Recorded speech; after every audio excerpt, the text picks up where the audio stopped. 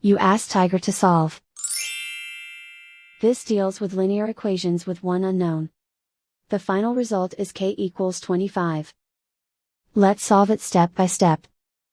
Group all constants on the right side of the equation. Subtract 6 from both sides.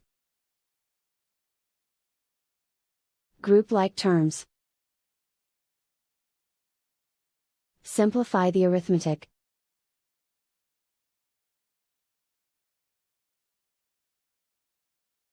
Isolate the k. Divide both sides by 10. Simplify the fraction. Find the greatest common factor of the numerator and denominator. Factor out and cancel the greatest common factor. And so the final result is k equals 25.